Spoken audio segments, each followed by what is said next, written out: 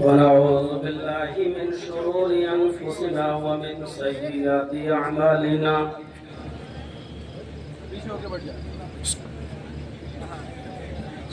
من يهده الله فلا مضل له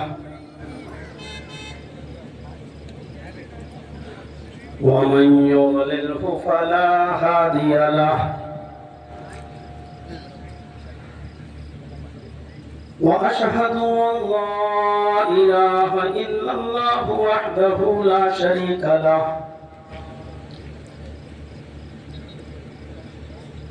وأشهد أن محمدا عبده ورسوله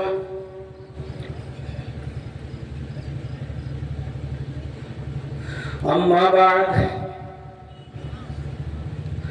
فإن خير الحديث كتاب الله وخير الهدي هدي محمد صلى الله عليه وسلم وشر الأمور محدثاتها وكل محدثة بدعة وكل بدعة ضلالة وكل ضلالة في النار.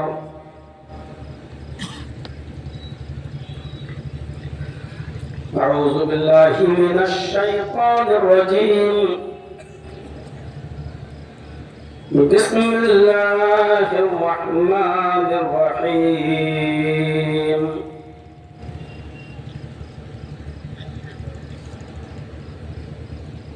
وما أرسلناك إلا رحمة للعالمين.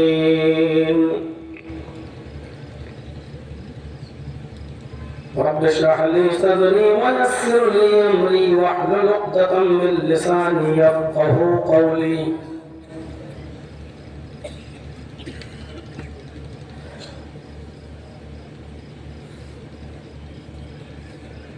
فضيلة الشيخ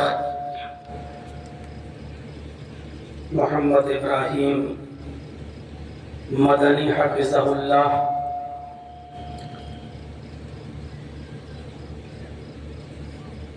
محترم ناظم اجلاس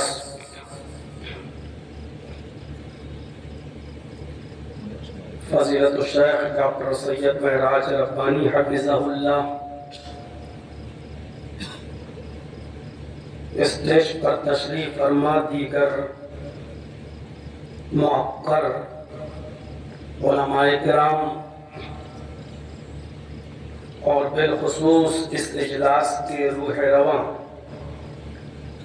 جناب موتی اللہ خان صاحب جنہوں نے ساقی ناکا میں بامبے اپنے گھر پر مجھے ناشتے کی دعوت دے کر وہیں پر آج کے اس اجلاس کی تاریخ کا تعین کیا تھا. ساتھ میں سفیر الدین ادریسی صاحب بھی تھے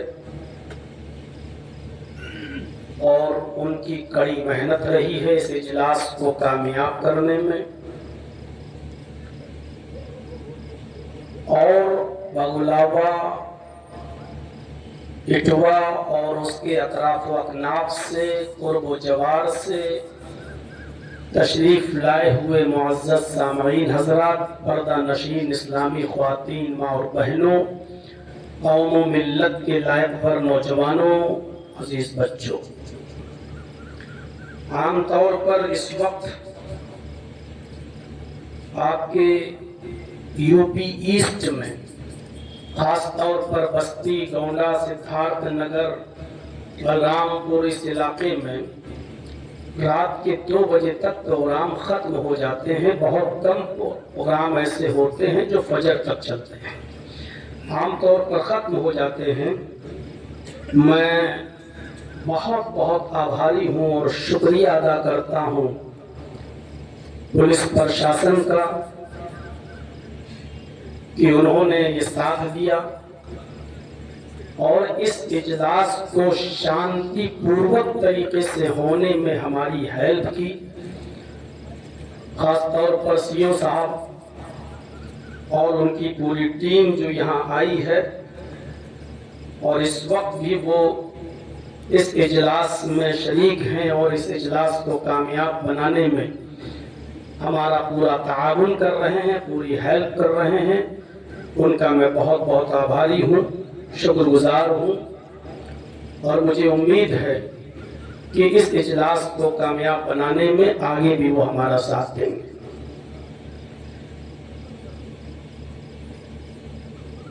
میرے ساتھیوں، اس وقت ملک کے جو حالات ہیں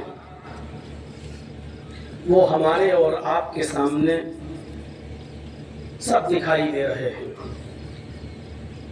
اور اس وقت میں بات کرنا چاہتا ہوں مانوتا کی اور انسانیت کی، اور اسی سمبند میں،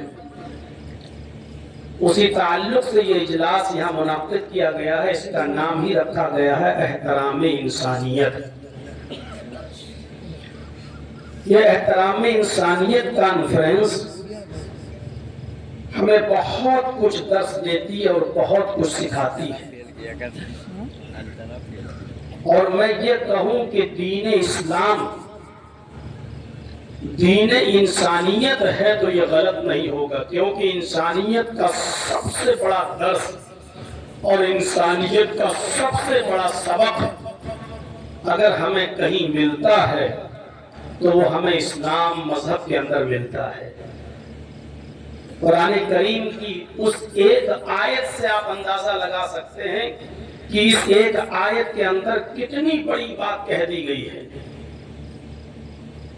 اللہ تبارک و تعالیٰ نے فرمایا، من قتل نفسا بغیر نفس او فساد فکأنما قتل الناس جميعا۔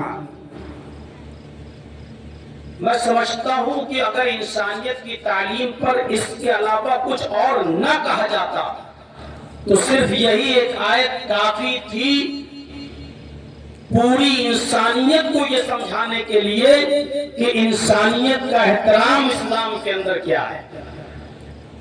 من قتل نفسا بغیر نفس او فساد، اگر کسی شخص نے کسی ایک انسان کو، کسی ایک نفس کو بغیر فساد کے اور بغیر فتنے کے، بغیر غلطی کے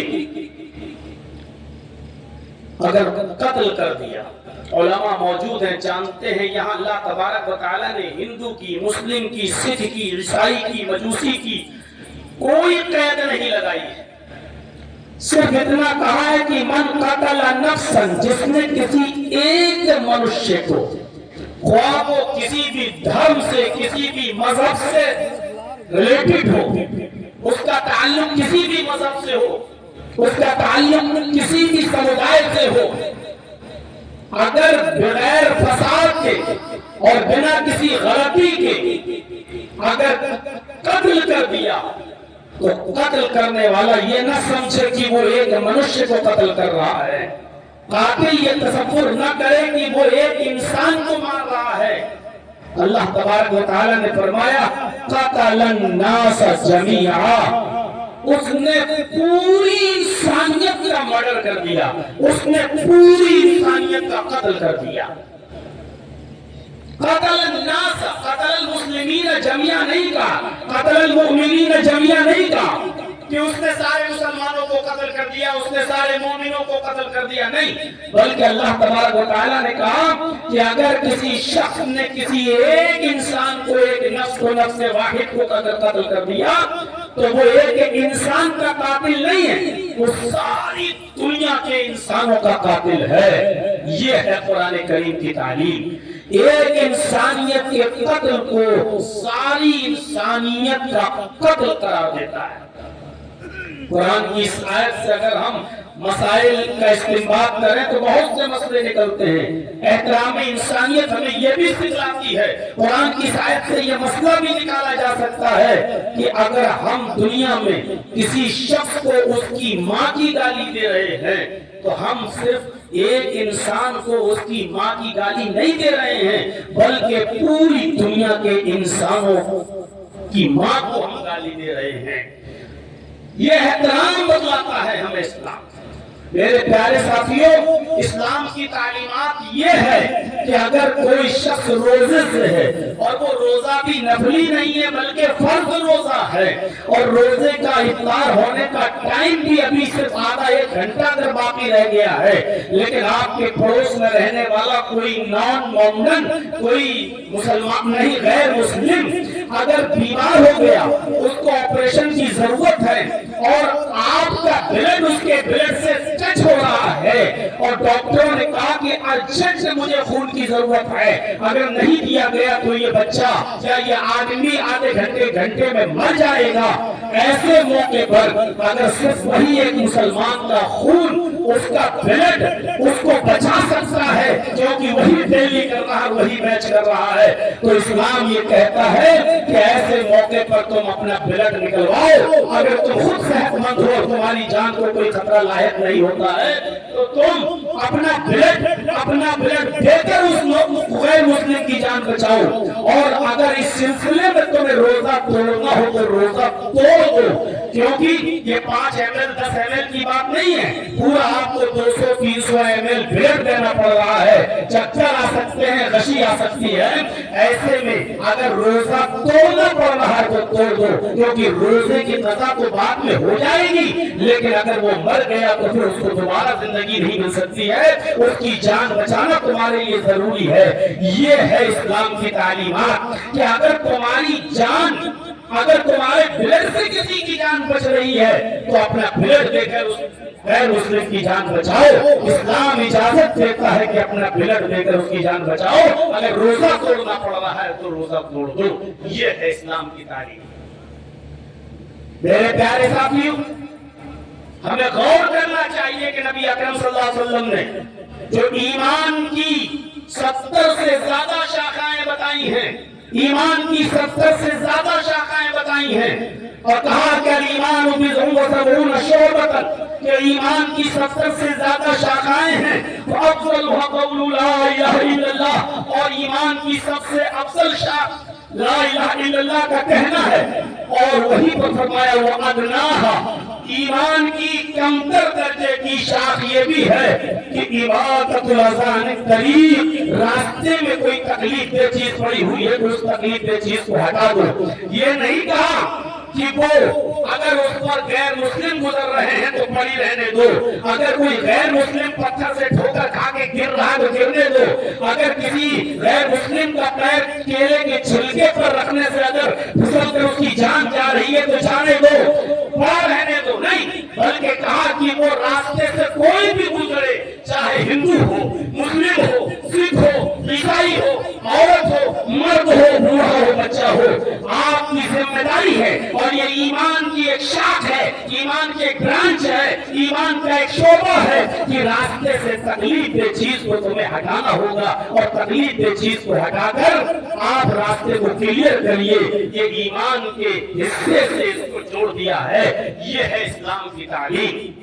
میرے پیارے ساتھیوں، میں بتانا چاہتا ہوں آپ کو، ذرا غور سے سنیے گا، بخاری شریف کی روایت کے مطابق ایک عورت اللہ کے نبی صلی اللہ علیہ وسلم کے پاس آتی ہے اور آنے کے بعد کہتی ہے انی قد اصبت الحق یا رسول اللہ، اے اللہ کے رسول میں حق کو پہنچ چکی ہوں، اے اللہ کے رسول صلی اللہ علیہ وسلم میرا جرم اتنا بڑا ہے کہ اس پر میرے اوپر حد لاگو ہونا چاہیے۔ آپ نے پوچھا کیا جرم ہوا ہے؟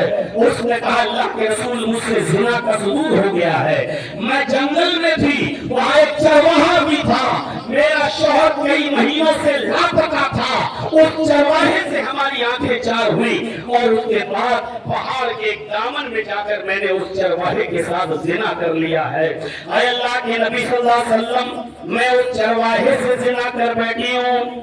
آپ نے پورا معائنہ کیا اور کرنے کے بعد جب یقین کر لیا کہ عورت نشے میں نہیں بول رہی ہے، اس عورت نے شراب نہیں پی رکھی ہے، ہوش و حواس سے بول رہی ہے، تو اللہ کے نبی صلی اللہ علیہ وسلم نے صحابہ سے کہا کہ ٹھیک ہے، پھر اس عورت کو لے جاؤ اور اس کو سنسار کر دو۔ اس عورت کو سنسار کرنے کا حکم دیا۔ صحابہ کرام اس عورت کو جلدی کہنے لگے جلدی چلو تمہیں سنسار کیا جائے گا، پتھروں سے مار مار کے تمہیں ہلاک کیا لیکن وہ عورت کہنے لگی کہ آئے محمد رسول اللہ کے ساتھیوں، مجھے جلدی جلدی نہ لے چلو، میں زیادہ تیز سپیڈ میں نہیں چل سکتی، اس لیے کہ میں حاملہ ہوں، میرے پیٹ میں بچہ ہے۔ ذرا غور کریں، اور میڈیا کے افراد ہوں تو وہ اور زیادہ غور کریں میری بات کو، اور وہ میڈیا زیادہ غور کرے جو اس وقت پورے ملک میں ہندو مسلم کارڈ کھیل کر ایک تماشا کھڑا کرتی ہے، وہ ذرا اسلام کی تعلیمات کو سمجھنے کی کوشش کرے۔ میں جانتا ہوں کہ شاید مشکل ہے آج کے دور میں اسلام کی تعلیمات کو ایک خالی ذہن اور تعصب کی چادر اتار کر تم سن سکو، یہ بہت مشکل ہے، لیکن ایسے بھی لوگ ہیں جن کو مرنے کا ڈر ہے، ایسے بھی لوگ ہیں کہ جن کو اللہ کے سامنے جواب دینے کا خوف ہے، ان کو معلوم ہے کہ مانوتا اور انسانیت کیا ہے، شاید ان کے دل میں اتر جائے میری بات۔ وہ کہنے لگی اے اللہ کے نبی، وہ کہنے لگا اے نبی کے ساتھیوں میں حاملہ ہوں، جس چرواہے سے زنا کا صدور ہوا ہے اس چرواہے سے میں حاملہ ہو چکی ہوں، میرے پیٹ میں بچہ ہے۔ صحابہ کرام اس عورت کو لے کر نبی اکرم صلی اللہ علیہ وسلم کے پاس آئے، کہا اللہ کے نبی یہ تو حاملہ ہے، اس کے پیٹ میں تو بچہ ہے۔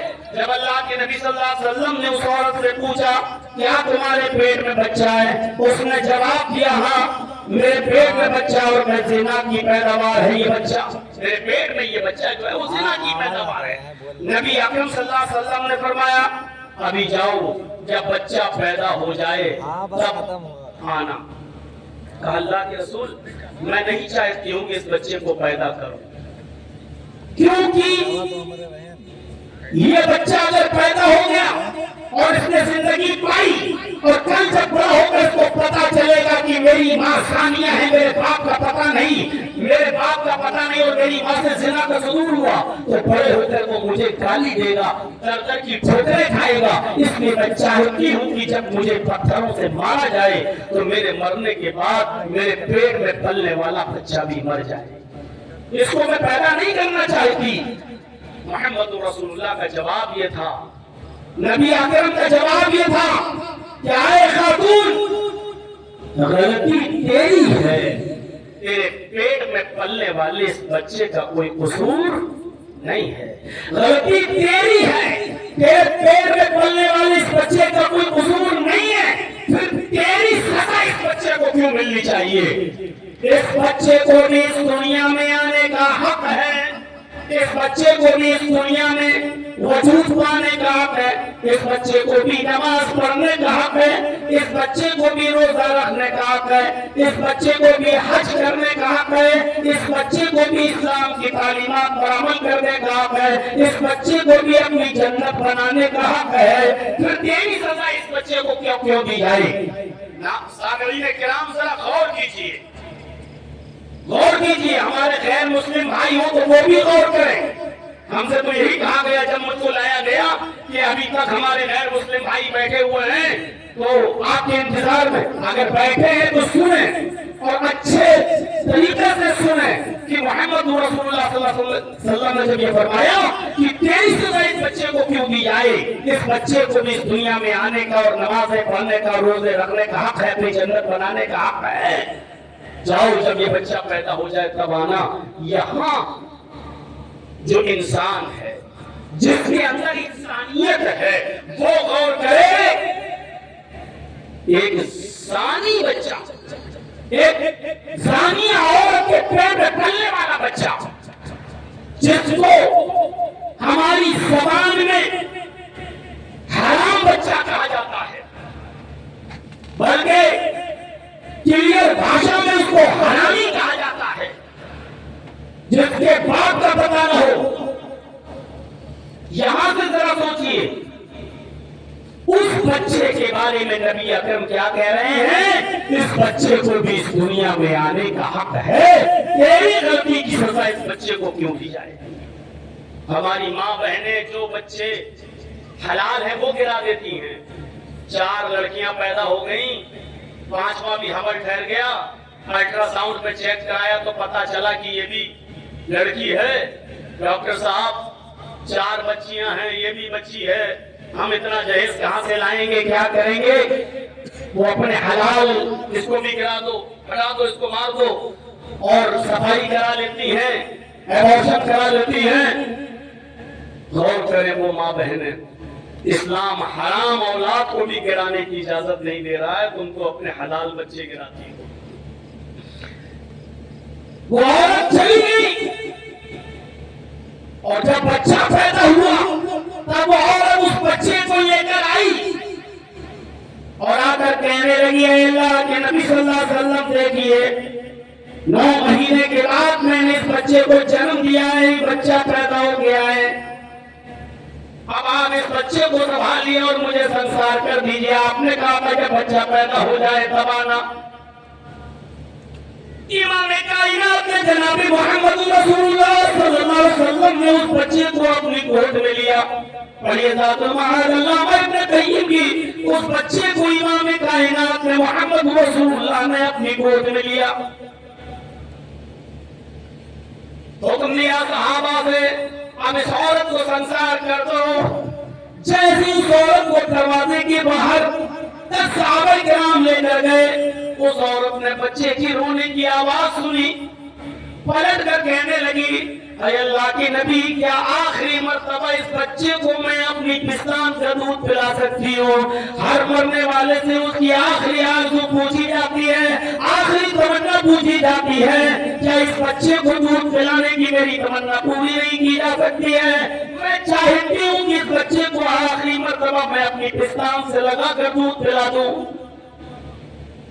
رحمت للعالمین تو رحمت للعالمین پہ کیسے آپ کی رحمت یہ گوارا کر لیتی کہ ماں بچے کو دودھ پلانا چاہتی ہے اور میں بغیر دودھ پلائے اس بچے کی ماں کو مرنے کے لیے بھیج دوں؟ آواز دیا، آپ نے اس بچے کو اس بچے کی ماں کی گود میں دے دیا۔ اس عورت نے چہرہ پھیر لیا اور اپنی پستان سے اس بچے کو لگا لیا۔ بچے نے جب پیٹ بھر کر اپنی ماں کا دودھ پی لیا، پھر بچے کو محمد رسول اللہ صلی اللہ علیہ وسلم کی گود میں دے دیا۔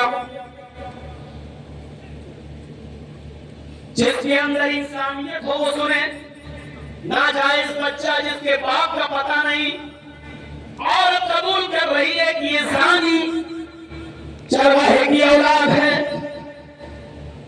اس ناجائز بچے کو امام کائنات اپنی گود میں لے رہے ہیں۔ یہاں اونچ نیچ ہو سکتی ہے، ذات برادری چل سکتی ہے، میرے مندر میں تم نہیں آ سکتے، تمہارے مندر میں میں نہیں آ سکتا، میری مسجد میں تم نہیں آ سکتے، تمہاری مسجد میں میں نہیں آ سکتا، یہاں ہو سکتا ہے، لیکن کوئی جھوٹ چھاپ نہیں ہے، انسانیت کا ایسا درس دے رہے ہیں۔ اس بچے کو گود میں اس لیے لے رہے ہیں کیونکہ اس معصوم کا کیا قصور ہے، اس بچے کی کیا غلطی ہے؟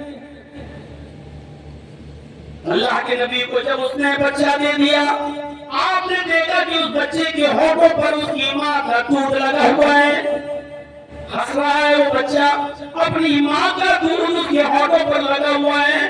وہ عورت دروازے کی طرف بڑھنے لگی اور صحابہ کرام سے کہتی ہے کہ لے کر چلو، اور جیسی وہ دروازے کو پار کرتی ہے، امام کائنات پھر آواز دیتے ہیں، اے عورت ادھر آ، اے خاتون ادھر آ۔ جیسی وہ عورت اندر آئی، آپ نے اس بچے کو اس کی گود میں دے دیا اور گود میں دے کر فرمایا، اے خاتون، اے عورت، ابھی اس بچے کی غذا تیری پستان میں موجود ہے، ابھی تجھے سزا نہیں دی جا سکتی ہے، ابھی تجھے قتل نہیں کیا جا سکتا ہے، ابھی تجھے پتھروں سے سنسار نہیں کیا جا سکتا ہے۔ اے عورت، اس بچے کو لے جا، ابھی اپنا دودھ پلا، جب یہ بچہ تیرا دودھ چھوڑ دے اور روٹی کھانا سیکھ لے، روٹی کھانا سیکھ لے، تب تو اس بچے کو لے کر میرے پاس آنا۔ اس عورت کو رخصت کر دیا کہ اس بچے کو لے کر چلیا۔ زنا اس عورت سے ہوا، کہا جب بچہ پیدا ہو جائے تب آنا۔ جب بچہ پیدا ہو گیا تب کہتے ہیں اللہ کے رسول جب یہ بچہ دودھ چھوڑ دے، روٹی کھانا سیکھ لے تب آنا۔ گئی وہ۔ آج کل کسی مجرم کو آپ آزاد نہیں چھوڑ سکتے ہو، اگر وہ پکڑا گیا ہے، گرفتار ہوا ہے تو اس کو جیل کی سلاخوں اور صحبتوں کو برداشت کرنا پڑے گا۔ اللہ کے نبی نے اس کے پیچھے کوئی اس سے सिक्योरिटी नहीं लगाई, कोई पुलिस नहीं लगाई, कोई सहाबी उसके पीछे नहीं लगाया कि तुम उसकी देख रेख करना, कहीं भाग न जाए। नहीं, भाग कर जाएगी तो कहां जाएगी? दुनिया में इस अजाब से बच नहीं जाएगी तो आखिरत में नहीं बच सकती है, और आखिरत के अजाब से बचना है तो दुनिया में जिना का अजाब, जिना की सजा भुगतना पड़ेगी, और अगर दुनिया में जिना की सजा भुगत ली तो आखिरत में जहन्नम के अजाब से बच जाएगी। और जिसके दिल में जहन्नम के अजाब का खौफ हो तो भाग कर कहा जाएगी जाओ। वो औरत चली गई, और जब बच्चा रोटी खाना सीख गया, जब बच्चे ने रोटी का टुकड़ा हाथ में लेके चबाना शुरू कर दिया, तब वो औरत उस बच्चे को लेकर आती है और कहती है, अल्लाह की नबी जनाब मोहम्मद रसूलुल्लाह सल्लल्लाहु अलैहि वसल्लम, लीजिए इस बच्चे को। अब इस बच्चे ने रोटी खाना भी सीख लिया, और देखिए मैं रोटी का टुकड़ा इसके हाथ में देकर आई हूँ। नबी अकरम सल्लल्लाहु अलैहि वसल्लम ने सहाबा से कहा, इस बच्चे को गोद में ले लो। अब मोहम्मद रसूलुल्लाह के पास कोई गुंजाइश नहीं है इस औरत को छोड़ने की। जितनी गुंजाइश थी मैंने निकाल दी, अब मेरी शरीयत में कोई गुंजाइश नहीं है, इसलिए कि जिना की ये सजा, ये हद मेरी कायम करना नहीं है, अल्लाह तबारक व तआला की हदें नहीं है।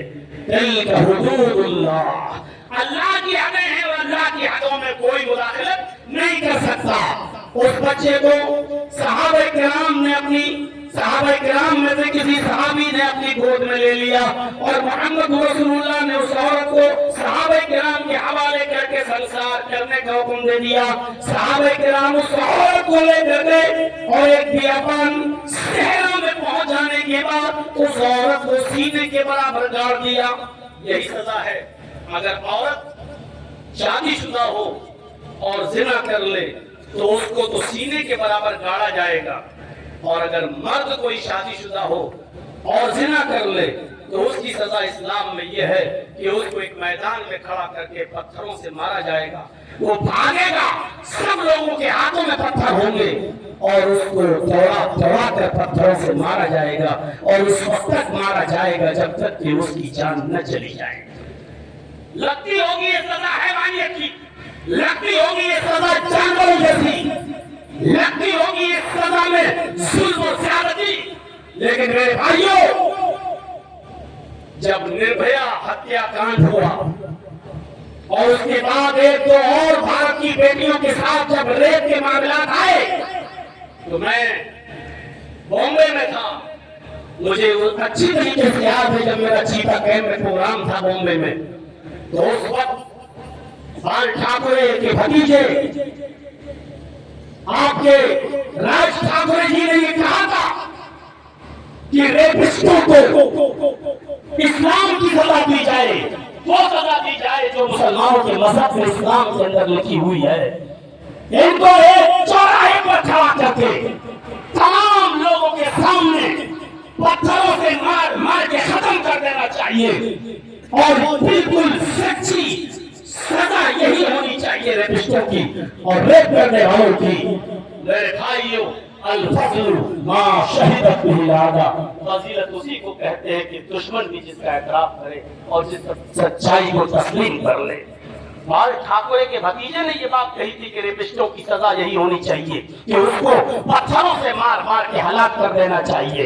मेरे भाइयों, आपको याद होगा कि कर्नाटक के अंदर एक लेडी डॉक्टर के साथ जब बलात्कारियों ने बलात्कार किया था और उसको मार डाला था, तो पुलिस उनको जेल से निकालकर मौके वारदात पर ले जाने इन्वेस्टिगेशन के नाम पर ले गई कि चलो मुझे कुछ सबूत देखना है, और वहां ले जाने के बाद उसने जब गोलियों से उन चारों बंदों को, रेपिस्टों को जब भून दिया और गोलियों से उड़ा दिया और एनकाउंटर कर दिया, तो जब एनकाउंटर करके वो पुलिस वाले जब निकल रहे थे तो शहर की सारी औरतें अपने घरों से उनकी पुलिस वालों के ऊपर हार और फूल और मालाएं डालकर उनका स्वागत कर रही थी और कह रही थी कि रेपिस्टों की यही सजा होनी चाहिए, बलात्कारियों की यही सजा होनी चाहिए। मेरे प्यारे साथियों, वो दिन में भूला नहीं हो, वो बातें में भूला नहीं हो। इसलिए अगर इस्लाम ने 1400 साल پہلے یہ کہہ دیا تو اس سزا پر کسی کو تعجب نہیں ہونا چاہیے۔ آج ہم دیکھتے ہیں کہ اگر کسی ریپسٹ کو بیچ چوراہے پر اس کا انکاؤنٹر کر دیا جائے تو آج پورے بھارت کا سچا ناگرک ایک ایک کر کے اس پولیس والے کو شاباشی دیتا ہے، اس کے حوصلے کو بڑھاتا ہے اور کہتا ہے کہ تم نے بہت اچھا کام کیا ہے۔ میرے پیارے بھائیوں، یہی سزا ہونی چاہیے ریپسٹوں کی۔ اس عورت کو جب میدان مقتل میں لے جایا گیا اور سینے کے برابر جب اس کو گاڑ دیا گیا، پہلا پتھر خالد ابن ولید کے ہاتھ میں، اور وہ پتھر جیسی خالد ابن ولید کے ہاتھ میں تھا اور پہلا پتھر انہوں نے اس عورت کو مارا، اس کا سر پھٹ جاتا ہے اور خون کا پھوارا اس عورت کے سر سے نکلتا ہے جو خالد ابن ولید کے کپڑوں پہ آ جاتا ہے۔ خالد ابن ولید نے جب یہ دیکھا کہ اس عورت کے خون کے چھینٹے میرے کپڑوں پہ آ گئے تو انہوں نے اس عورت کو کچھ نازیبا جملے بول دیے، میں کہہ سکتا ہوں گالی دے دی۔ نبی اکرم کو جب پتا چلا وہ عورت تو پتھر کھا کھا کر ختم ہو گئی، اس کو تو مار ڈالا گیا، لیکن اللہ کے نبی نے خالد ابن ولید سے بات کرنا بند کر دیا۔ اور جب خالد ابن ولید کو پتا چلا کہ اللہ کے نبی مجھ سے ناراض ہے تو ایک نے آیا اور کہا کہ اللہ کے نبی فداک ابی و امی یا رسول اللہ، اے اللہ کے نبی میرے ماں باپ آپ پر قربان، میرے ماں باپ آپ پر قربان، اگر آپ ہم سے ناراض رہیں گے تو کام کیسے چلے گا؟ ہماری تو جنت بگڑ جائے گی، آخرت خراب ہو جائے گی، آپ غصہ بھوکیے۔ آپ نے فرمایا خالد میں تم سے غصہ اس لیے ہوں کیونکہ تم نے اس عورت کو نازیبا جملے بولے، تم نے اس عورت کو کچھ گالی دے دی، وہ جملے تمہیں نہیں بولنا چاہیے۔ آپ نے فرمایا اے خالد تم نے اس عورت کو جو گالی دی اس لیے، خالد ابن ولید نے کہا کہ اللہ کے نبی اس عورت کے خون کے چھینٹوں نے میرے کپڑوں کو خراب کر دیا، جو زانی تھی، دانیہ کی بدچلن تھی۔ آپ نے فرمایا خالد پھر تم اوور بول رہے ہو، وہ عورت زانیہ نہیں ہے، بدچلن نہیں ہے، اس کا شوہر کئی مہینوں سے غائب تھا۔ اس عورت نے پھر بکریاں چرانے والی اس عورت نے جنگل میں چرواہے کو دیکھا، اس کا دل اس پر آمادہ ہو گیا، کئی مہینوں سے اپنے شوہر سے جدا تھی، اس لیے وہ کنٹرول نہ کر سکی اور وہ چرواہے سے اس نے زنا کر لیا۔ اس کو تم ہمیشہ زانیہ اور بدچلن تو نہیں کہو گے، ایک بار اس سے غلطی ہو گئی تو اس کو بدچلن کیسے کہہ سکتے ہو؟ اور پھر اس نے ایک بار غلطی کی لیکن اس کی سزا اسی دنیا میں اس نے پا لی۔ اے خالد تم نہیں جانتے ہو کہ اس نے کیسی سچی توبہ کی ہے، اپنے آپ جان کی قربانی دے کر اپنے آپ کو پتھروں سے پٹ پٹ کر اپنی جان کو ختم کروا کر اس نے کتنی بڑی قربانی دی یہ تم نہیں جانتے ہو۔ اس نے ایسی سچی توبہ کی ہے کہ اگر اس ایک عورت کی توبہ کو، اس ایک عورت کی توبہ کو اس مدینے کے 70 گناہگاروں پر ڈالا جائے تو 70 کی 70 گناہگار بخش دیے جائیں، 70 کی 70 گناہگاروں کی مغفرت ہو جائے۔ ایسی اس عورت نے توبہ کی ہے۔ پورے واقعے کو جو بخاری کے اندر ہے اور زاد المعاد میں علامہ ابن قیم نے نقل کیا ہے، بتانے کا مقصد صرف یہ ہے کہ اسلام وہ مذہب ہے جو ایک ناجائز اور اس بچے کو جس کے باپ کا پتہ نہ ہو اس بچے تک کو گرانے کی اجازت نہیں دیتا، اس بچے تک کو مارنے کی اجازت نہیں دیتا۔ میں بڑے دکھ اور درد کے ساتھ یہ بات کہہ سکتا ہوں کہ جو پہلگام کے اندر ہوا ہے اور جو 26-27 بے قصور بے گناہ افراد کی جن آتنکوادیوں نے، جن دہشت گردوں نے ان کی جانیں لی ہے، بھلا اسلام سے اس کا کیا تعلق ہو سکتا ہے اور اسلام سے ان کا کیا واسطہ ہو سکتا ہے؟ اسلام تو وہ مذہب ہے جو یہ کہتا ہے کہ ایک معصوم اور ناجائز بچہ بھی اگر پیٹ میں پل رہا ہے تو اس کا بھی ابورشن نہیں کرا سکتے ہو، اس بچے کو بھی ماں کے پیٹ سے نہیں مار سکتے ہو۔ تو اسلام ہمیں یہ تعلیم دیتا ہو وہ 26-27 بے گناہ لوگوں کو مارنے کی اجازت کیسے دے گا؟ یہ سرکار اور گورنمنٹ کا کام ہے کہ ایسے آتنکوادیوں کو، دہشت گردوں کو پکڑا جائے، چوراہے پر ان کو لایا جائے اور فیصلہ ہندوستان کے، بھارت کے ناگرکوں کے حوالے کر کے ان کو درد سے دردناک، سخت سے سخت سزا اور ایسی سزا ملنی چاہیے کہ جس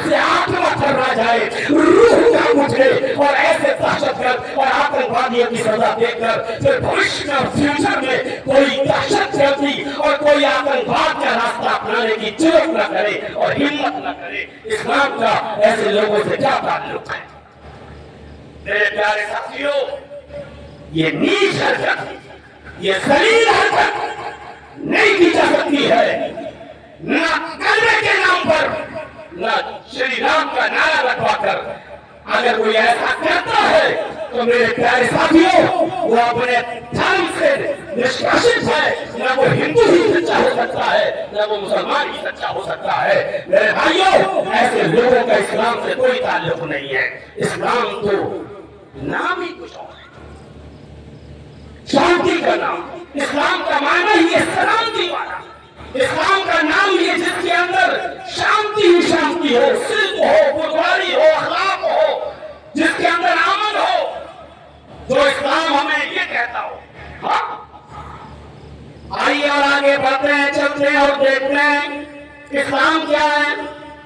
इस्लाम तो ये है कि मोहम्मद रसूलुल्लाह सल्लल्लाहु अलैहि वसल्लम को नबूवत मिली और नबूवत मिलने के बाद 13 साल तक आप मक्के में रहे। लेकिन मक्के में जब जुल्म और ज़्यादतियां बढ़ गई, इतनी बढ़ गई कि अल्लाह के नबी सल्लल्लाहु अलैहि वसल्लम को हिजरत का हुक्म हुआ कि अब आप मक्का छोड़कर मदीना चले जाइए।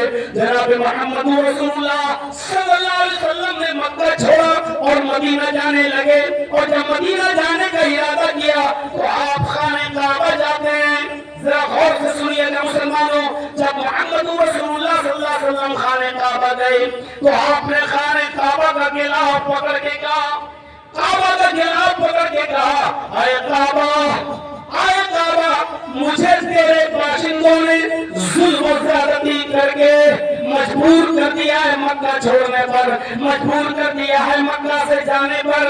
आए काबा, मुझे तेरे बाशिंदे, अगर मुझे तेरे रहने वाले इस बस्ती के रहने वालों ने मेरे ऊपर जुल्म और ज़्यादती न की होती तो मैं ये मक्का छोड़कर कभी नहीं जाता, मैं मक्के से कभी नहीं निकलता, मैं मक्के से मदीने की तरफ नहीं जाता। इससे पता चलता है कि मोहम्मद रसूलुल्लाह को अपने वतन से कितनी मोहब्बत थी, नबी अकरम को अपने शहर से और अपने वतन से कितनी मोहब्बत थी। मैं नहीं बताने जा रहा हूँ आपको। बहुत से लोग तकरीरों में चाहे भले ही कहते हैं कि हुब्बुल वतनी मिनल ईमान, लेकिन ये कोई न तो हदीस है न ये कोई कुरान की आयत है कि वतन की मोहब्बत ईमान का हिस्सा है। लेकिन ये वाकयात हमें बता रहे हैं कि अल्लाह के रसूल को वतन से कितनी मोहब्बत थी। अल्लाह के नबी जनाब मोहम्मद रसूलुल्लाह सल्लल्लाहु अलैहि वसल्लम मक्के में मौजूद है। मक्के से जब मदीना चले जाते हैं, गौर से सुनिएगा मुसलमानों, जब मोहम्मद रसूलुल्लाह मक्के से मदीने की तरफ जाते हैं और एक रात सो रहे हैं, पढ़िए मजमऊ ज़वाइद अल्लामा हेसमी रहमतुल्लाह अलैह की, वो नकल करते हैं कि अल्लाह के नबी सल्लल्लाहु अलैहि वसल्लम जब मदीने में सो रहे थे, एक रात इतने बेचैन थे, इतने बेचैन थे कि आप दाहिनी करवट करके सोते थे, लेकिन फिर आप करवट बदल कर और चेहरा मक्के की तरफ कर लिया करते थे। फिर आप चेहरा दाहिनी तरफ करते थे करवट, फिर आपकी बेचैनी बढ़ती थी और चेहरा फिर घुमा लेते थे मक्के की तरफ। एक सहाबी ने पूछा, अल्लाह के रसूल क्या बात है, पेट में दर्द है, बीमारी है, कोई तकलीफ है आपको, आप बार बार चेहरा इस तरह कर लेते हैं? तो अल्लाह के नबी ने फरमाया, आए मेरे साथी, इस तरफ मेरा शहर मक्का है और मक्के की मोहब्बत मेरे दिल से नहीं निकलती, मक्के की याद मेरे दिल से नहीं निकलती, मैं उसी मक्के से हूँ, मैं मक्के की तरफ मेरा दिल लगा हुआ है। नबी अकरम सल्लल्लाहु अलैहि वसल्लम के इस फरमान से हमें और आपको अंदाजा लगाना चाहिए कि वतन की मोहब्बत जायका ऐसी जगह की है, उस जगह की मोहब्बत इंसान के दिल में कितनी होनी चाहिए। नबी अकरम ने हमें वतन से मोहब्बत करना सिखाया है। नबी अकरम सल्लल्लाहु अलैहि वसल्लम ने हमें अपने मुल्क से मोहब्बत करने की तालीम दी है, अपने देश से मोहब्बत करने की तालीम दी है। और अल्हम्दुलिल्लाह अगर इतिहास पढ़ेंगे, तारीख पढ़ेंगे तो मुसलमानों की वफादारी इस मुल्क के साथ आपको तारीख के हर दौर में, इतिहास के हर दौर में मिलेगी। और आप आज भी इंडिया गेट चले जाइए मेरे भाइयों, जितने लोगों ने इस देश के लिए अपनी जान का बलिदान, अपनी जान की कुर्बानियां दी हैं, उनकी पूरी लिस्ट और पूरी फहरिस्त आप इंडिया गेट पर लिखी हुई देखेंगे। उनमें मेरे भाइयों, आप अंदाजा लगाइए, उन 95,000 लोगों में 60,000 से ज्यादा सिर्फ मुसलमानों के नाम मिलेंगे, जिन्होंने इस देश के लिए अपने खून की कुर्बानी दी है, अपनी जान का नजराना दिया है। इसलिए कि वतन से मोहब्बत और मुल्क से मोहब्बत, ये तालीम जनाब मोहम्मद रसूलुल्लाह सल्लल्लाहु अलैहि वसल्लम ने हमें और आपको दी है। अल्लाह के नबी सल्लल्लाहु अलैहि वसल्लम के उस फरमान को भी उठाइए। आपने कहा था अमालुकुम उम्मलुकुम, जैसे तुम्हारे अमाल होंगे वैसे तुम्हारे ऊपर जिम्मेदार लोग भी आएंगे। आज हम गौर करें कि हमारे अमाल कैसे हैं। आज हम अपने समाज पर, अपनी सोसाइटी पर गौर करें कि हमारे अमाल कैसे हैं, हमारे अखलाक कैसे हैं, हमारा किरदार कैसा है। और फिर गाली आप दूसरों को दो कि हमारे ऊपर ये लोग मुसल्लत हो गए, वो लोग मुसल्लत हो गए। हजरत उमर फारूक रज़ियल्लाहु अन्हु के जमाने में मुल्क शाम से एक गवर्नर आया और उस गवर्नर ने देखा कि हजरत उमर अपने बच्चे को गोद में लेकर उसको चूम रहे हैं। अपने बच्चे को, अपने बेटे को, बच्चा छोटा था, उस बच्चे को गोद में लेते हैं और हजरत उमर उस बच्चे का बोसा ले रहे हैं, ऐसे चूम रहे हैं। तो शाम का गवर्नर हंसने लगा। हजरत उमर ने पूछा क्यों हंस रहे हो? कहा कि अमीरुल मोमिनीन ये आपका बेटा है? कहा हाँ। कहा आप अपने बच्चे को इतना प्यार करते हैं, आप अपने बच्चे से इतनी मोहब्बत करते हैं? मेरे पास इतना टाइम नहीं है, मैंने तो कभी अपने बच्चे को अपनी गोद में बिठा के बोसा नहीं दिया। मैंने तो आज तक कभी अपने बच्चे को अपनी गोद में लेकर बोसा नहीं दिया, उसको किस नहीं किया, उसको चूमा नहीं। हजरत उमर फारूक ने अपने बच्चे को जमीन पर बिठाया, खड़े हो गए और खड़े होने के बाद कहा आतिनी अल जायजा, मैंने तुझे मुल्क शाम का गवर्नर बनाकर बहुत बड़ी गलती की है। अपनी डिग्री वापस कर, अपना ओहदा वापस कर, अपनी डिग्री अपना ओहदा वापस कर। उसने डिग्री ओहदा वापस कर दिया, लेकिन कहा अमीरुल मोमिनीन मेरी गलती क्या है? फरमाया तेरी गलती यह है कि तू अपने बच्चे से प्यार नहीं करता। फरमाया मेरा बच्चा मैं प्यार करूं या ना करूं, लेकिन इसमें आपने मुझे गवर्नरी के ओहदे से क्यों निकाला? फरमाया जो गवर्नर अपने बच्चे से प्यार नहीं कर सकता, वो गवर्नर अपने मुल्क की रियाया, अपने मुल्क की आवाम, अपने मुल्क की पब्लिक से कैसे प्यार करेगा? जो अपने बच्चे को टाइम नहीं दे सकता, जो अपने बच्चे से प्यार नहीं कर सकता, वो गवर्नर उस इलाके की रियाया, उस इलाके की जनता के साथ कैसे प्यार कर सकता है? और करो, पहले ये देखा जाता था कि अपने घर वालों के साथ कौन अच्छा है, अपने घर वालों के साथ, अपने बच्चों के साथ, अपनी बीवी के साथ कौन अच्छा है। उसके बाद उसको बनाया जाता था जिम्मेदार। क्यों? जो अपनी औलाद के साथ अच्छा होगा वो वहां की आवाम के साथ भी अच्छा होगा। जो अपने घर के दर्द को समझेगा वो आवाम के दर्द को भी समझेगा। मेरे प्यारे साथियों, आज हमारे अमाल कैसे हैं? जब हमारे अमाल अच्छे नहीं तो हमारे ऊपर जिम्मेदार भी अच्छे नहीं। हमें अपने अमाल की इस्लाह करनी चाहिए, हमें अपने अमाल की इस्लाह करनी चाहिए। समाज और सोसाइटी पर गौर करें और देखें। आप देखिए, आपको अल्लाह का शुक्र अदा करना चाहिए कि हम और आप मुसलमान हैं। अल्लाह ताला ने हमें इंसान बनाया, कितनी बड़ी नेमत। अल्लाह रब्बुल आलमीन ने हमें इस्लाम की दौलत दी, कितनी बड़ी नेमत। अल्लाह ताला ने हमें कुरान दिया, कितनी बड़ी नेमत। अल्लाह रब्बुल आलमीन ने हमें और आपको मोहम्मद रसूलुल्लाह का उम्मती बनाया, कितनी बड़ी नेमत। और गौर करो, दुनिया में 1,24,000, 1.25 लाख, 1.5 लाख जितने भी नबी इस दुनिया में आए, अल्लाह ने किसी नबी को भेजते वक्त एहसान नहीं जताया। अल्लाह ने जमीन बनाई, एहसान नहीं जताया। अल्लाह ने आसमान बनाया, एहसान नहीं जताया।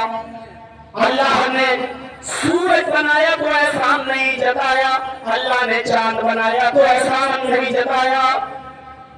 लेकिन जब उसने मोहम्मद रसूलुल्लाह को हमारा नबी बनाकर भेजा तो अल्लाह ने एहसान जताते हुए कहा लक़द मन्नल्लाहु अलल मुमिनीना इज़ बअसा फ़ीहिम रसूला। मोमिनों पर अल्लाह का یہ بہت بڑا احسان ہے کہ اس نے تمہیں جناب محمد رسول اللہ صلی اللہ علیہ وسلم جیسا رسول دیا. اس بات کا فیہم رسولہ کہ اس نے تمہارے درمیان ایک رسول بھیجا, یعنی جب اس نے محمد رسول اللہ کو بھیجا تو احسان جتایا. کتنا بڑا احسان اللہ نے مومنوں پر احسان کیا کہ اس نے محمد رسول اللہ صلی اللہ علیہ وسلم کو بھیجا.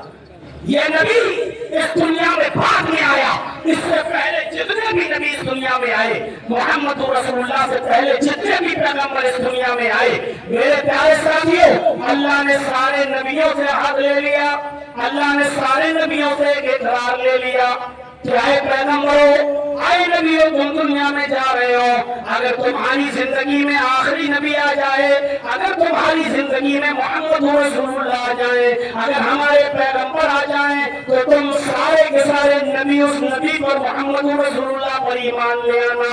وَلَتَنْصُرُنَّهُ, اور اس کی مدد بھی کرنا. وَإِذْ أَخَذَ اللَّهُ مِيثَاقَ النَّبِيِّينَ لَمَا آتَيْتُكُم مِّن كِتَابٍ وَحِكْمَةٍ ثُمَّ جَاءَكُم رَّسُولٌ مُصَدِّقٌ لِّمَا مَعَكُمْ لَتُؤْمِنُنَّ بِهِ وَلَتَنصُرُنَّهُ. جتنے بھی نبی اس دنیا میں آئے, اللہ نے سب سے کہا جاؤ میرا پیغام لوگوں تک پہنچاؤ, لیکن اگر تمہاری زندگی میں میرا رسول آ جائے, یعنی محمد آخری نبی آ جائے, تو پھر تمہاری ذمہ داری کیا ہوگی؟ تمہیں بھی اس نبی پر ایمان لانا ہوگا. وَلَتَنصُرُنَّهُ, اور تمہیں اس کی مدد بھی کرنا ہوگی, مدد بھی کرنا ہوگی. اس لیے دنیا میں جتنے بھی نبی آئے, سارے نبیوں نے آخری نبی محمد رسول اللہ صلی اللہ علیہ وسلم کے بارے میں بھوشوانی کی. سارے نبیوں کے نے محمد رسول اللہ صلی اللہ علیہ وسلم کے بارے میں بتایا. میرے بھائیوں, ہمارے ہندو بھائیوں کی کے اندر تو دو کتابیں بڑی اہم اہمیت رکھتی ہیں جو ویدوں کا خلاصہ ہے. ویسے تو 18 پران ہیں, 18 پران, لیکن ان میں 3 پران بڑی اہمیت رکھتے ہیں, مہتوپورن ہیں. ایک بھاگوت پران, ایک کلکی پران, ایک بھوشیہ پران. بھاگوت پران کے اسکند 12 ادھیائے 2 کا منتر نمبر 16 جب آپ پڑھیں گے تو اس میں آپ دیکھیں گے کہ محمد رسول اللہ کے بارے میں کیا کہا جا رہا ہے. کہا گیا بالکل صاف طور پر,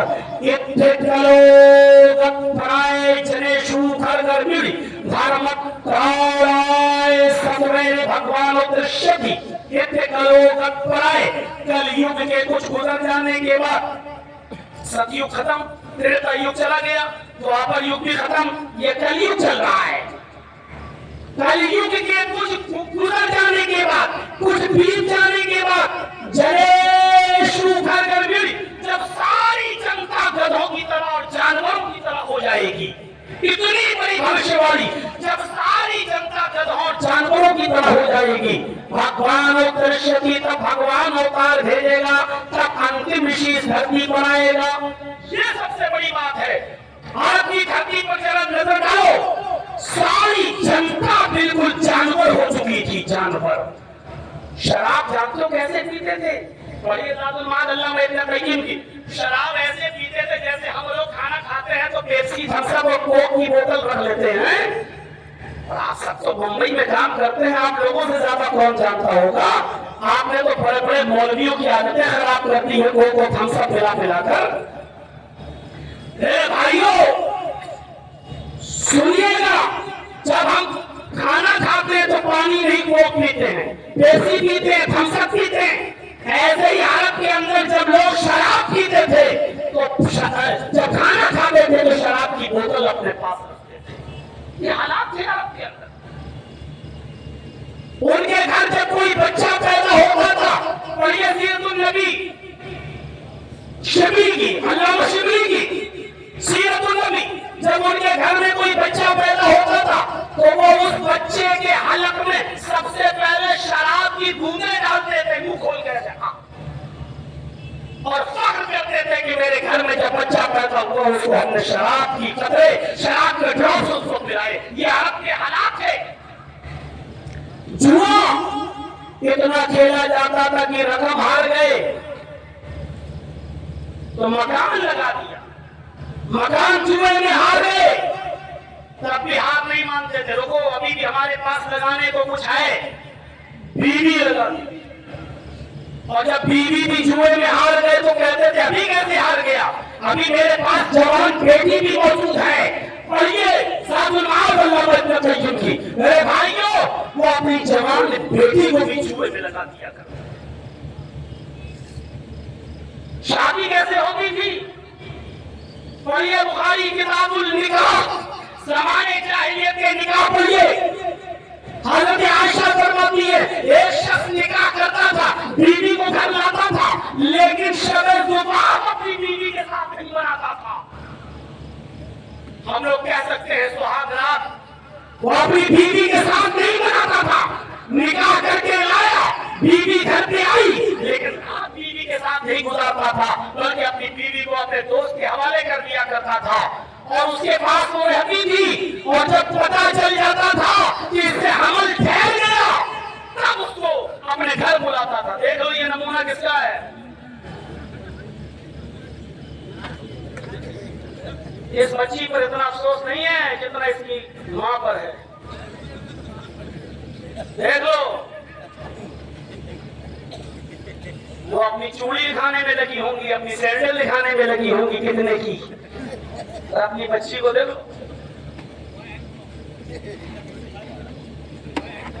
اس کے اوپر رکھ دو تاکہ سب دیکھ لو بھائی، آ جاؤ بھائی لے جاؤ، نہیں تو پھر ہم لے جائیں گے، ہمیں ویسے بھی ایک اور کی ضرورت ہے۔ تو میرے ساتھیوں غور کیجیے، آپ اپنی بیوی کو اپنے ساتھ نہیں سلاتا تھا، دوسرے کے حوالے کر دیتا تھا، اور وہ شادی کے بعد اس کے گھر رہتی تھی دوسرے یعنی دوستیاں، اور جب پتہ چل جاتا تھا کہ اس کا حمل ٹھہر گیا تب اس کو بلا کر اپنے گھر لاتا تھا اور اپنی بیوی بناتا تھا۔ یہ تھی زمانے جاہلیت کا ایک نکاح، یہ تھا زمانے جاہلیت کا ایک نکاح۔ میرے ساتھیوں زمانے جاہلیت کا ایک اور نکاح تھا، اس طرح تھا کہ ایک عورت کے پاس 3 سے زیادہ اور 10 تک لوگ اس کے پاس آتے تھے، 3 4 5 6 7 8 9 10 کے بعد نہیں، بس 10 سے زیادہ کوئی اس کے پاس نہیں جا سکتا تھا۔ 3 بھی جا سکتے تھے، 4 بھی، 5 بھی، 6 بھی، 7 بھی، 8 بھی، 9 بھی، 10 بھی، 10 تک لوگ اس کے پاس جاتے تھے، اور 10 تک جانے کے بعد پورے سال اس عورت وہ کسی کو منع نہیں کرتی تھی۔ یہ سب بخاری کے اندر کتاب النکاح میں یہ آپ کو ملے گا، اور 10 تک پورے سال، اور جب اس کے گھر میں کوئی بچہ پیدا ہوتا تھا تو وہ سبوں کو بلاتی تھی اور کہتی تھی کہ تم سب کا معاملہ جانتے ہی ہو، میرے ساتھ کیا تھا، تم سب مجھ سے ملے، مجھ سے ملاقات کی، میرے ساتھ زنا کیا، اب میرے بچہ پیدا ہوا۔ اس عورت کو اختیار تھا، وہ عورت اس بچے کو اٹھاتی اور ان 10 لوگوں میں سے جس کی گود میں اس بچے کو رکھ دیتی وہ اسی کا بچہ مانا جاتا، اور یہ اس کی بیوی مانی جاتی، اور وہ اس کا شوہر مان لیا جاتا، پتی مان لیا جاتا۔ عرب کے اندر شادی کا یہ گھناؤنا ایک اور طریقہ تھا۔ آپ اندازہ لگائیں گے کیسی شادیاں ہوتی تھی۔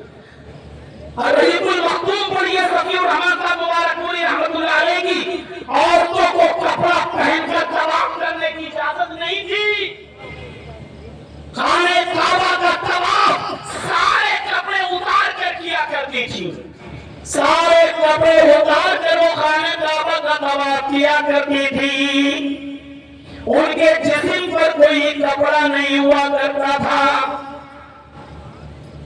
یہ حالات یاد رکھیں، اس سے زیادہ جانوریت اور کیا ہوگی کہ ایک لڑکی ہمارے گھر میں پیدا ہوئی اور ہماری اس بچی کی عمر جب 4 سال کی ہو گئی تب ہم اس کو میلہ دکھانے کے بہانے جنگل میں لے جاتے، بیٹی چلو میلے میں چلتے ہیں، اور ماں اس کی جانتی ہے کہ میری بیٹی کسی میلے میں نہیں جا رہی ہے، یہ ایسی جگہ جا رہی ہے جہاں سے یہ واپس نہیں آئے گی۔ باپ انگلی پکڑتا، 4 سال تک اپنی بیٹی کو پالتا، پوستا، بڑا کرتا، اور اس کے بعد اس کو لے جاتا، اور ایک گڑھا جو پہلے سے کھودے رکھتا اس گڑھے کے اندر کہتا بیٹی جھانک کر دیکھو تمہاری امی نظر آئیں گی، اور جب جھانکتی تو پیچھے سے یہ ظالم باپ دھکا دیتا، وہ اس گڈھے میں گر جاتی، اس کے بعد اوپر سے مٹی پاٹنا شروع کر دیتا، اور وہ ظالم باپ اس کو زندہ زمین میں گڑھا کھود کر تک اس کے انتظار کرتا، جب وہ مر جاتی تو اپنے شہر، اپنی بستی میں، اپنے محلے میں آتا، شراب کا دور چلتا ہوئے جشن مناتا، خوشی اس بات کی ہوتی کہ آج میں اپنی بیٹی کو دفن کرایا۔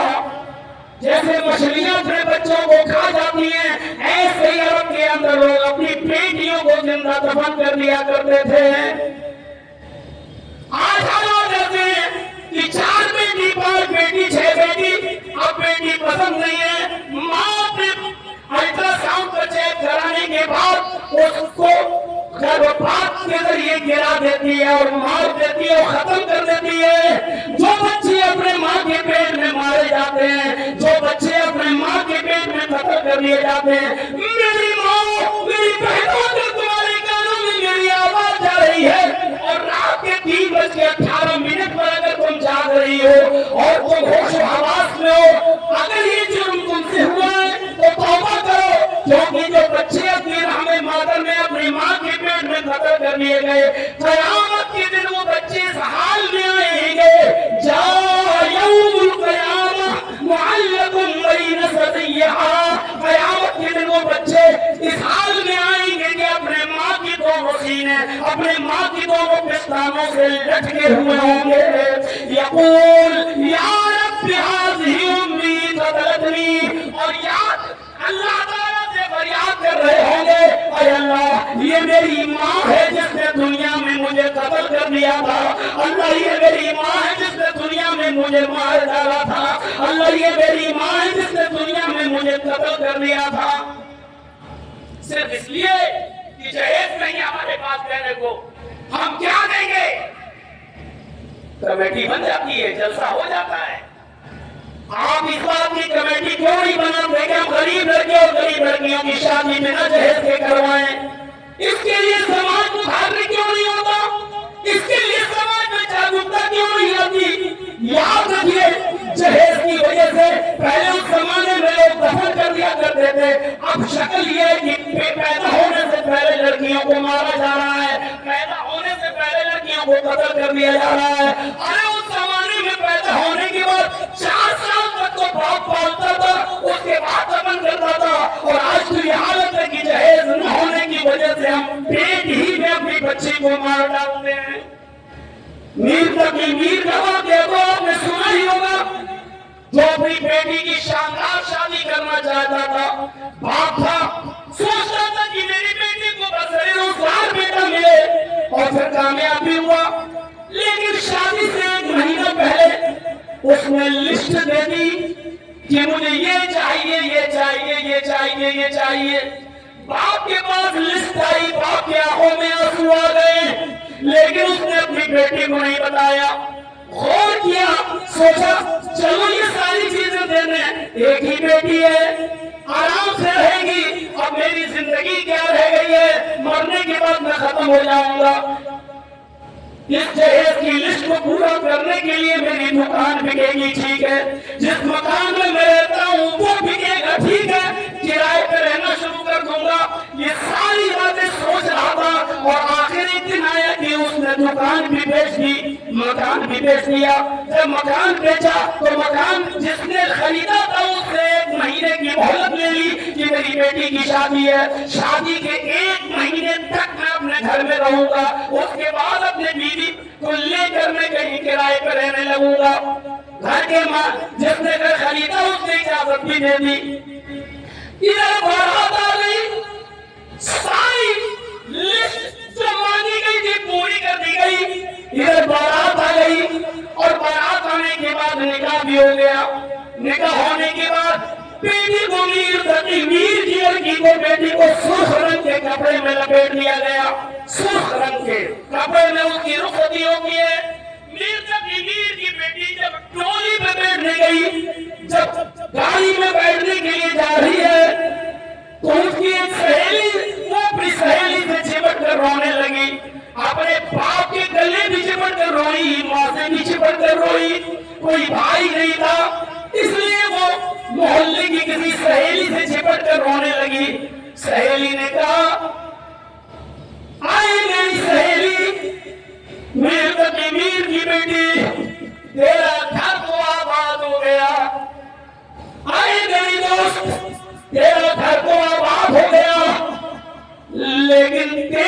बाप बर्बाद हो गया। वो अपनी सहेली को अलग लेके चली। तुम्हें अल्लाह का वास्ता मुझे बताओ बात क्या है। तो सहेली ने बताया कि 1 महीना पहले तेरे होने वाले शौहर ने लिस्ट समाई, तुम्हारे बाप ने उसकी जहेज की डिमांड को पूरा करने के लिए अपनी दुकान बेच दी। जिस मकान से तुम्हारी डोली सज रही है ये मकान भी बिक गया। तुम्हारा बाप 1 महीने के बाद इस घर को खाली करके किराए पर रहेगा। आए मेरी दोस्त, तू तो आबाद हो गई, तेरा घर तो आबाद हो गया, लेकिन तेरा बाप बर्बाद हो गया। मीर तकी मीर की बेटी इस पोजीशन में नहीं थी कि हमें कुछ कह सके। वो रोई, आंखों में आंसू आए, लेकिन लोग यही समझ रहे थे कि रुखसती के मौके पर हर लड़की रोती है वैसी रो रही है। बिलाखिर वो डोली में बैठ गई और अपने ससुराल पहुंच जाती है। ईशा की नमाज के बाद औरतों का तांता लगा रहा गाँव की, मुंह दिखाई की रस्म चलती रही। थोड़ी देर के बाद जब रात के 11-12 बजे होंगे तब मीर तकी मीर की बेटी को शौहर के रूम में कर दिया गया। 1-1:30 बजे की बात होगी रात के कि उसका शौहर जब उसके रूम में जाता है और अपनी बीवी के बिस्तर पर बैठता है और अपनी बीवी के सर से ओढ़े दुपट्टा हटाने की कोशिश करके चेहरा देखने की कोशिश करता है, तब मीर तकी मीर की बेटी कहती है, खबरदार, अगर मुझे टच करने की कोशिश की, अगर मुझे छूने की कोशिश की तो अच्छा नहीं होगा। लड़के ने कहा, ये तुम्हें क्या हो गया है? आज तुम्हारी आपकी पहली रात है और तुम इस तरीके की जिद कर रही हो। उसने कहा, तुमने तो मुझसे कहा मेरे बाप के मालो दौलत से प्यार किया है, मोहब्बत किया है, वो सामान तुम्हारी अम्मा के पास नीचे रखा हुआ है, जाओ उसी सामान के साथ हो जाओ। मुझे तो आज पता चला है कि तुमने ये डिमांड की। अगर 1 महीने पहले पता चलता तो मैं तुम जैसे लालची इंसान की कभी बीवी नहीं बनती। आज की रात मुझे तंग न करो, हटो यहाँ से, जाओ सामान के पास जाओ जिसकी लिस्ट तुमने मेरे बाप को सौंपी। बहस दोनों में बड़ी, इतनी बड़ी कि शौहर को जज्बाती हो गया और उसने कहा, आज की रात हो चुकी नहीं है, लड़ने लड़ने के लिए पूरी जिंदगी पड़ी है। उसने कुछ जबरदस्ती करना चाहिए कि लड़की छटपटाहट की हालत में बिस्तर से छलांग लगाती है, नीचे गिरती है और जैसे वो नीचे कूदती है वो जमीन पर नशीन खाकर गिर जाती है और जैसे गिरती है उसको हार्ट अटैक पड़ता है और वो मर जाती है। पहली रात मीर तकी मीर की बेटी मर गई। सुबह फजर तक पूरे गांव में जंगल की आग की तरह खबर फैल जाती है। फजर की नमाज पढ़ने के लिए मीर तकी मीर जब मस्जिद में गया तो नमाज फजर के बाद किसी ने बताया कि तुम्हारी बेटी इंतकाल कर गई। पैरों के नीचे से जमीन सरक गई। सुर्ख कपड़ों में मैंने रुखसत किया है और तुम कहते हो कि मेरी बेटी मर गई। अपनी बीवी को उठाया, लेके चला अपनी बेटी की ससुराल। अब तक सूरज निकल चुका था। घर पहुंचा तो बीवी तो अंदर चली गई। मीर तकी मीर से कहा गया, बैठो, आपकी बेटी को गुस्ल दिया जा रहा है। गुस्ल देकर फारिग हुए, नाक में रुई कॉटन लगा दिया गया, सफेद रंग के कफन से बेटी को कफना दिया गया। उसके बाद मीर तकी मीर से कहा और अपनी बेटी की शक्ल देख लो। मीर तकी मीर जब अपनी बेटी की शक्ल देखता है, सफेद रंग से लिपटे हुए कफन को देखता है तो कहता है, लोगों क्यों मजाक कर रहे हो? मेरा दामाद क्या है? आए मेरे दामाद, मैंने तो सुर्ख रंग के कपड़ों में अपनी बेटी को रुखसत किया था। ये कफन तो मैंने नहीं दिया, ये कफन तो मैंने नहीं दिया। फिर अपनी जेब फिर कहता है हड़बड़ाहट के आलम में, अरे वो लिस्ट है जो तुमने मुझे दी थी जहेज की। फिर कहता है वो मेरी जेब में पड़ी है। उस लिस्ट को निकालता है और कहता है, मेरे दामाद, ये सामान वो तो मौजूद है, ये तुमने मांगा ये मौजूद है। अरे सारी अरमान मैंने तुम्हारे पूरे किए, सिर्फ ये कफन है जो मैंने अपनी बेटी को नहीं दिया ये तुम्हारे घर से मिला है, ये कफन तुम्हारे घर से मिला है। यही कफन देने के लिए आए मेरे दामाद। लिस्ट में इस कफन को लिखना भूल गए थे क्या?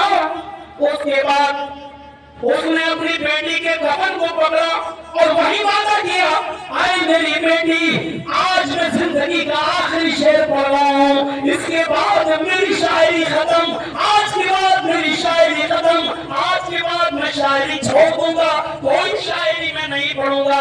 उसके बाद उसने उस कफन को पकड़ा और पकड़ कर कहने लगा, अब आया है ख्याल आराम जान इस नामुरादी में, अब आया है ख्याल आराम जान इस नामुरादी में, कफन देना तुझे भूले थे हम असबाब शादी में। आए मेरी बेटी कफन ही देना तुझे अब बाप भूल गया था, उधर न किसी चीज की कमी मैंने तेरे जहेज में नहीं होने दी। आए मेरे दामाद मेरी बेटी तेरे दिए हुए कफन में नहीं दफनाई जाएगी, तेरे आबाई कब्रिस्तान में नहीं दफनाई जाएगी, क्योंकि मेरी बेटी को इस सदमे ने मार डाला कि मेरा बाप बर्बाद हो गया और तूने मेरे बाप को कंगाल कर दिया।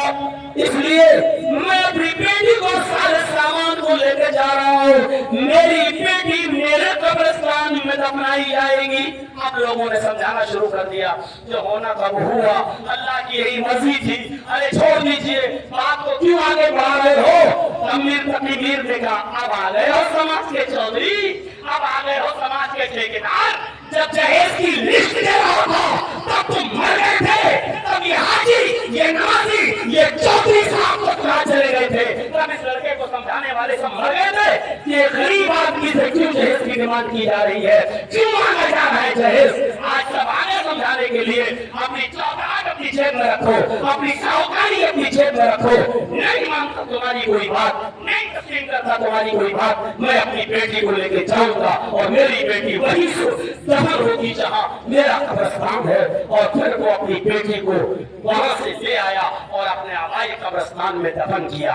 यही हाल होगा मेरे भाइयों, इस जहेज की लानत को मुआशरे से खत्म करवाइए, इस जहेज के कैंसर को समाज से मिटवाइए और सुकून के साथ शांति के साथ शादी को आम करिए। अल्लाह के नबी ने फरमाया था, लोगों निकाह को आसान करो और जिनाकारी को मुश्किल करो। निकाह को इतना आसान कर दो, इतना आसान कि जिनाकारी मुश्किल हो जाए। आदमी जिना करने में सोचे लेकिन निकाह के बारे में तसव्वुर न करे कि इतना इतना। मेरे भाइयों, वो कौन सा निकाह था?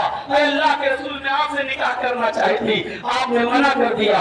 एक सहाबी बोले आप नहीं कर रहे तो मेरे साथ कर दीजिए, आपने कहा इसके साथ करोगी, उसने कहा ठीक है, अगर आप नहीं कर रहे तो इसके साथ कर दीजिए। अल्लाह के नबी ने पूछा उस सहाबी से, अपनी बीवी को मेहर में देने को क्या है? कहता माइन की शयून कुछ नहीं है। आपने फरमाया जाओ इल्तमिस खातम मिन हदीद, लोहे की अंगूठी मिल जाए तो वही लाओ। आया, कहता मां वजद तो खातम मिन हदीद, लोहे की अंगूठी भी नहीं मिली। आपने पूछा कुरान कितना याद है? कहने लगा ये सूरत, ये सूरत, ये सूरत, ये सूरत, ये सूरत। आपने उस औरत से पूछा, अगर तेरे शौहर के पास माल देने को नहीं है, कुरान की इन्हीं सूरतों को मेहर बना दो और ये सूरतें वो तुम्हें सिखला दे और यही तेरा मेहर हो जाए तो क्या तुझे मंजूर है? कहने लगी अल्लाह के रसूल, जिस औरत के निकाह में कुरान की सूरतें मेहर बन जाए उनसे ज्यादा पाकीज़ा और बाबरकत निकाह किसका हो सकता है? अल्लाह के रसूल ने खुद निकाह पढ़ाया। उस औरत के माँ बाप नहीं थे, इसलिए आप खुद उस औरत के काजी बन गए और वहीं से उस औरत की रुखसती कर दी। ना बारातियों का पता, न हल्दी न मेहंदी का पता, और बाराती नहीं, न चोरों का पता, न डकैतों का पता, न भीख मंगनी का पता। पल्सर लूंगा, फोर व्हीलर लूंगा, इंटरनेशनल भिखारी है जो डिमांड करता और मांगता है, इनको मैं इंटरनेशनल भिखारी कहता हूं, इंटरनेशनल भिखारी। दरवाजे पर कोई लंगड़ा लूला आए तो 10 रुपए देने में अच्छा लगता है, कहता है अल्लाह के नाम पे दे दो। ये कमीना अपने बेटे के नाम पे कहता है फोर व्हीलर लूंगा, फॉर्च्यूनर लूंगा, आर्टिकल लूंगा। तो अब आप बताओ, जो 10-20 रुपए अल्लाह के नाम पे मांगे वो बड़ा भिखारी है یا جو فارچونر مانگے اپنے بیٹے کے نام پر، ان دونوں میں سے فیصلہ کرو انٹرنیشنل کھلاڑی کون ہے؟ فیصلہ کرو۔ برا لگے گا، لگتا ہے ہم کتنی جگہ پر تمہارے چہرے دیکھیں گے کہ کسی کو برا نہ لگے۔ کم سے کم اس اسٹیج کو تو آزاد رہنے دو، کم سے کم مسجد کے ممبر کو تو آزاد رہنے دو، کم سے کم یہ جلسے تو آزاد رہنے دو کہ یہاں پر یہ باتیں کہی جا سکے۔ اور اگر کسی کو برا لگ رہی ہے تو وہ خود برائی کو چھوڑنے کی کوشش کرے۔ میرے بھائیو، جب مولانا جرجیز کو اپنے بیٹے اور بیٹے کی شادی میں بلاؤ گے تب نہیں بولیں گے، وہاں تمہارا چہرہ دیکھ کر بات کریں گے، لیکن یہاں تو مجھے کسی کا چہرہ نہ دیکھنا پڑے، اتنی آزادی تو دیجیے، اس اسٹیج سے تو اتنی آزادی دیجیے میرے بھائیوں۔ اور یہ آزادی مجھے آپ سے نہیں، محمد رسول اللہ سے ملی ہوئی ہے، شریعت سے ملی ہوئی ہے میرے بھائیوں۔ 3:33 ہو چکے ہیں، 3:55 کے آس پاس، 50 کے آس پاس فجر کی اذان کا وقت بھی ہے۔ وضو بنانے میں ٹائم لگے گا، اس کے بعد نماز فجر بھی ہمیں اور آپ کو سب کو پڑھنا ہے۔ آج کے دور میں میرے بھائیوں، ملک کے جو حالات ہیں، اس لیے بنگلہ والوں میں تمہیں پھر آگاہ کر رہا ہوں، اس وقت حنفی، شافعی، اہل حدیث، دیوبندی، بریلویت کے جھگڑے بند کر دو، اپنی پاکٹوں میں رکھو، ورنہ داستان تک بھی تمہاری نہ رہے گی داستانوں میں۔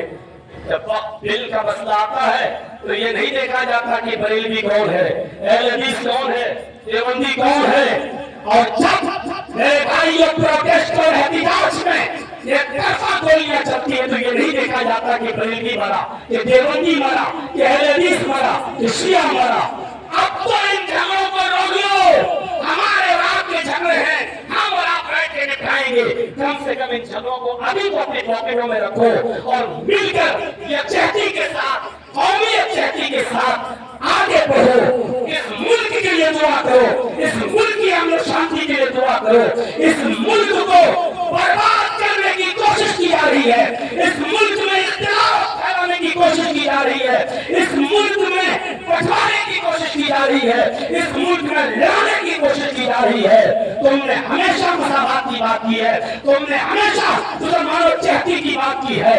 آؤ اس ملک کو ٹوٹنے سے بچا لو، اس ملک کو برباد ہونے سے بچا لو، اس ملک کو ہم اور آپ ہندو، مسلم، سکھ، عیسائی اور جتنی بھی برادریاں رہتی ہیں، بھائی بھائی بن کر اس ملک میں رہ کر ایک پیغام دے محبت کا، ایک پیغام دے انسانیت کا کہ یہی محمد رسول اللہ کی تعلیم ہے۔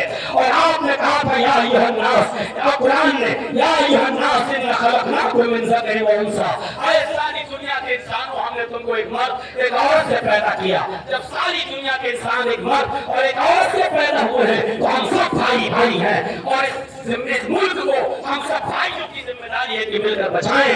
ہم اللہ سے دعا کرتے ہیں کہ بار اللہ جہیز کی لعنت ہمارے معاشرے سے ختم ہم کو کرنے کی توفیق عطا فرما۔ اللہ ہماری جو بچیاں نکاح کے لیے بیٹھی ہیں اور ان کو لڑکے نہیں مل رہے، اللہ ان کو دیندار نیک رشتے عطا فرما دے۔ ہمارے جو بھائی بیٹھے اللہ ان کو دیندار نیک رشتے عطا فرما دے۔ اے اللہ ہمیں بغیر جہیز کے شادیاں کرنے کی توفیق عطا فرما۔ اے اللہ انسانیت ہمارے اندر پیدا فرما دے۔ اے اللہ ہمیں انسانیت کا پردار بنا دے۔ الہ العالمین، ہم تمام ہندو اور مسلمان سے اور عیسائی سب کو اس بھارت میں بھائی بھائی بن کر رہنے کی توفیق عطا فرما۔